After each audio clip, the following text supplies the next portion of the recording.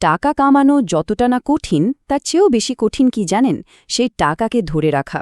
কখনো ভেবে দেখেছেন কেন কেউ হয়তো কম আয় করেও অনেক টাকা জমিয়ে ফেলে, আবার কেউ অনেক টাকা আয় করেও ঋণের বোঝায় ডুবে থাকে? এর উত্তরটা কিন্তু কোনো কঠিন অঙ্ক বা ইকোনমিক্সে নেই, লুকিয়ে আছে আমাদের নিজেদের সাইকোলজিতে।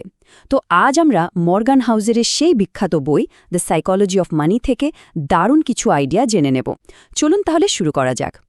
চলুন একটা সিনারিও ভাবা যাক। ধরুন লটারিতে হোক বা অন্য কোনোভাবে হাতে হঠাৎ করে ৫০ লাখ টাকা চলে এলো। কি করা হবে সেই টাকা দিয়ে? প্রথমে কি একটা নতুন গাড়ি কেনার কথা মাথায় আসবে, নাকি ওয়ার্ল্ড ট্যুরে বেরিয়ে পড়ার প্ল্যান, অথবা সবটা কোথাও ইনভেস্ট করে দেওয়া হবে? উত্তরটা যাই হোক না কেন, মজার ব্যাপার হলো এই সিদ্ধান্তটা কিন্তু আমাদের বুদ্ধি বা অঙ্কের জ্ঞানের ওপর অতটাও নির্ভর করে না। আর ঠিক এইখানেই কিন্তু আজকের আলোচনার আসল পয়েন্ট। টাকার খেলাটা সত্যি বলতে গণিত বা অর্থনীতির খেলা নয়, এটা পুরোপুরি একটা সাইকোলজির খেলা। মানে আর্থিক সাফল্য নির্ভর করে আচরণের ওপর, কে কতটা স্মার্ট সেটার ওপর নয়। চলুন একটা ছোট্ট গল্পের মাধ্যমে ব্যাপারটা পরিষ্কার করা যাক।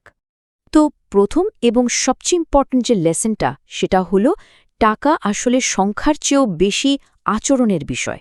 ভাবুন তো, একই পরিমাণ আয় করেও দুটো মানুষের ফাইন্যান্সিয়াল ফিউচার কিন্তু আকাশ পাতাল আলাদা হয়ে যেতে পারে। আর এর পেছনের কারণটা হলো শুধুমাত্র তাদের আর্থিক অভ্যাস। যেমন ধরুন দুই বন্ধু, রাহুল আর সুমন, দুজনেই এক কোম্পানিতে একই স্যালারিতে চাকরি শুরু করল, সবকিছু এক। কিন্তু ১০ বছর পর দেখা গেল তাদের আর্থিক অবস্থার মধ্যে একটা বিশাল ফারাক তৈরি হয়ে গেছে। প্রশ্ন হলো কেন? এই যে দেখুন, একদিকে রাহুল, যে যা আয় করত তার প্রায় সবটাই খরচ করে ফেলত। লেটেস্ট ফোন, দামি গ্যাজেট, গাড়ির ইএমআই, ক্রেডিট কার্ডের বিল, এসবের পেছনেই টাকা চলে যেত। আর অন্যদিকে সুমন, সে তার আয়ের একটা নির্দিষ্ট অংশ নিয়ম করে প্রতি মাসে জমাত আর বেশ সিম্পল একটা লাইফস্টাইল মেনটেন করত। ফলাফল, ১০ বছর পর রাহুল ঋণে ডুবে আছে আর সুমন প্রায় ফিন্যান্সিয়ালি ফ্রি। তাহলে মূল কথাটা কি দাঁড়ালো? তাদের ইনকাম কিন্তু একই ছিল, পার্থক্যটা ঘরে দিয়েছে শুধুমাত্র তাদের আচরণ, তাদের হ্যাবিটস। কে কত টাকা আয় করছে তার চেয়েও বড় হয়ে দাঁড়িয়েছে কে টাকাটা নিয়ে কি করছে। এই আচরণটাই কিন্তু আসল গেম চেঞ্জার। আচ্ছা, এবার চলুন আরেকটা খুব ইন্টারেস্টিং কনসেপ্টে যাওয়া যাক। আমরা প্রায় ধনী বা রিচ আর সম্পদশালী বা ওয়েলদি এই দুটো শব্দকে কিন্তু এক করে ফেলি, কিন্তু এদের মধ্যে একটা বেশ বড় পার্থক্য আছে। চলুন তো সেটা একটু দেখে নেওয়া যাক। ধনী বা রিচ হওয়া মানে কি? এর মানে হলো যেটা বাইরে থেকে দেখা যায়। ধরুন দামি গাড়ি, ব্র্যান্ডেড ঘড়ি, বড় বাড়ি, এই সব কিছু। মূলত যার অনেক খরচ করার ক্ষমতা আছে তাকেই আমরা ধনী বলি। মানে ধনী হওয়াটা হলো একটা দৃশ্যমান ব্যাপার। যেমন রাস্তায় একটা ফেরারি যেতে দেখলে আমাদের কি মনে হয়? যে চালক নিশ্চয়ই প্রচুর টাকার মালিক, তাই না? কিন্তু ব্যাপারটা কি সবসময় তাই? এমনও তো হতে পারে যে গাড়িটা বিরাট লোন নিয়ে কেনা আর চালকের ব্যাঙ্ক অ্যাকাউন্ট প্রায় ফাঁকা। তার মানে যা বাইরে থেকে দেখা যাচ্ছে সেটা সবসময় আসল সত্যিটা বলে না। আর এর ঠিক উল্টো দিকে আছে সম্পদশালী বা ওয়েলদি হওয়া। সম্পদশালী হওয়া মানে হলো সেই টাকাটা যেটা খরচ করা হয় না, যেটা চোখেও দেখা যায় না, যেমন ইনভেস্টমেন্ট, জমানো টাকা বা অন্যান্য অ্যাসেট। আসল সম্পদ তো সেটাই যা ধরে রাখা হয়, যা ভবিষ্যতের নিরাপত্তা দেয়। তো এই যে টাকা জমানো, সম্পদ তৈরি করা, এর আসল লাভটা কি? শুধু ভবিষ্যতের নিরাপত্তা? না, এর চেয়েও অনেক বড় একটা জিনিস আছে যা টাকা দিতে পারে, আর সেটা হলো স্বাধীনতা। দেখুন, জীবনের আসল সম্পদ কিন্তু দামি জিনিসপত্র নয়। আসল সম্পদ হলো নিজের সময়ের উপর নিজের কন্ট্রোল থাকা। মানে সকালে ঘুম থেকে উঠে কি করতে ইচ্ছে করছে, কার সাথে কাজ করতে ভালো লাগছে বা লাগছে না, এই ছোট ছোট সিদ্ধান্তগুলো নিজের মতো করে নেওয়ার ক্ষমতাই হলো আসল স্বাধীনতা। আর এই ফ্রিডমটা আসে কোত্থেকে? আসে সঞ্চয় থেকে। এই স্লাইডটা দেখুন, ব্যাপারটা একদম পরিষ্কার হয়ে যাবে।